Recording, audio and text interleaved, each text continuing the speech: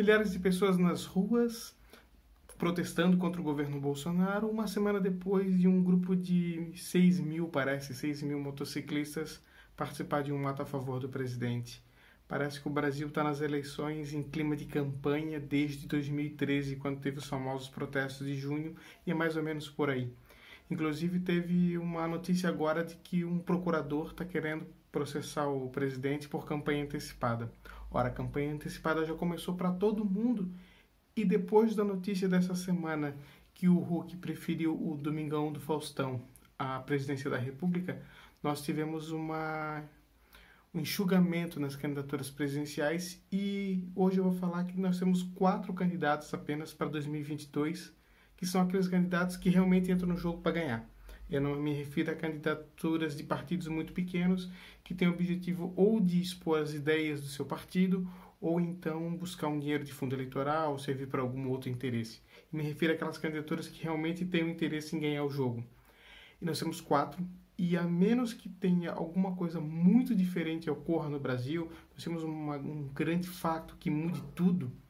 Esses vão ser os 4 candidatos a presidente no próximo ano: Lula, Bolsonaro, Ciro Gomes e João Dória. Eu vou falar agora um pouquinho porque que eu acho que esses são os 4 candidatos. O Lula volta às eleições como favorito graças a 3 pessoas. O Sérgio Moro, pela lambança da Lava Jato, que tornou ele um perseguido. O ex-presidente de corrupto virou uma figura perseguida. O atual presidente Bolsonaro, pelo péssimo governo que vem fazendo. E o Fachin, pela besteira dele de tentar salvar o Moro na ação que considerava o Moro imparcial, acabou colocando o Lula de volta ao jogo muito antes do esperado. Lula volta agora como favorito e está voltando no estilo 2002. Ele já sabe que tem a maioria dos votos da esquerda, então está focado em buscar votos na direita. Por isso, sinaliza o tempo todo à direita que vai ser o Lula igual de 2002 e não o Lula de 89 ou de 2018, por exemplo. O que falta decidir o PT é quem vai ser o vice. A gente sabe que o vice vai ser alguém no estilo Zé Alencar ou no estilo Luísa Trajano, que era um nome forte que o PT queria, mas que declinou dessa proposta.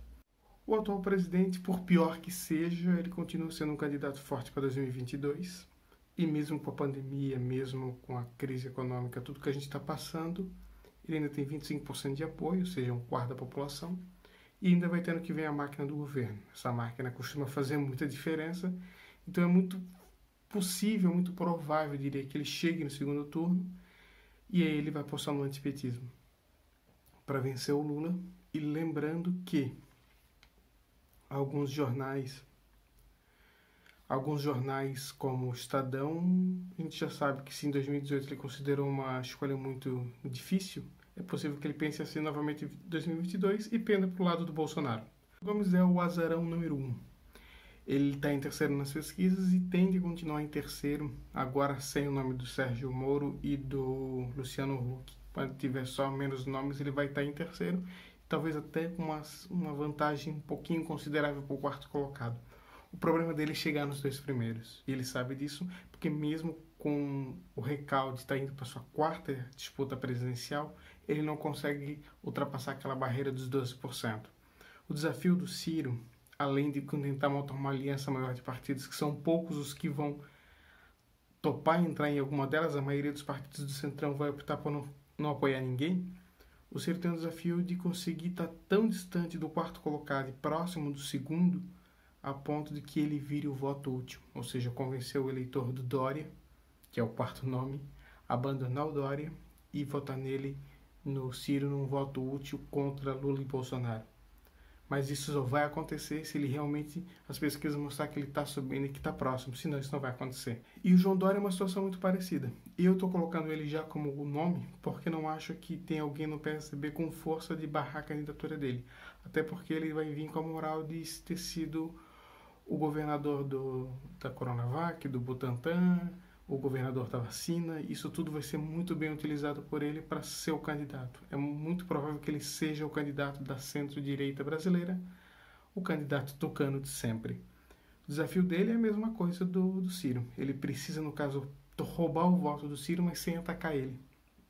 Ele precisa estar bem na frente, em terceiro lugar, próximo dos 2 primeiros, para que ocorra a ideia de um voto útil anti-Lula e Bolsonaro. Os dois têm esse desafio e vai ser muito difícil para os dois porque são duas pessoas tentando isso. Então vai ser muito pouco tempo para alguém se descolar e conseguir dizer, não, esqueçam o outro e votem só em mim. Esse vai ser o grande desafio dos dois candidatos que vão tentar quebrar essa polarização provável entre Lula e Bolsonaro.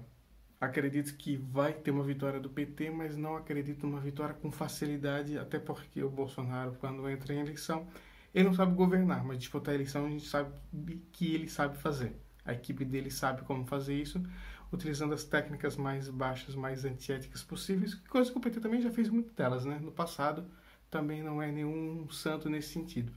Então acredito que o jogo está meio jogado, vamos dizer assim, e tem muito pouco espaço para alguém tentar aparecer. Ah, o Mandetta. O Mandetta é candidato a vice, ou do Ciro, ou do Dória, e olhe lá, porque o DEM pode ser aquele partido que vai não apoiar ninguém para apoiar todo mundo. Não sei se o DEM vai realmente entrar numa chapa presidencial. O Moro já foi para os Estados Unidos, o Huck foi para a Globo, e sobrou quem? O candidato do Novo não vai vir, não tem candidato até agora. O pessoal ainda perdeu um dos principais nomes, que é o Freixo, e o Boulos deve ser alguma coisa de candidato em São Paulo, então não há nomes também para chegar. A disputa ficou entre esses 4 nomes, 2 à esquerda, 2 à direita, e um provável candidato, provável segundo turno entre aqueles que são mais carismáticos, que têm mais militância ao seu favor.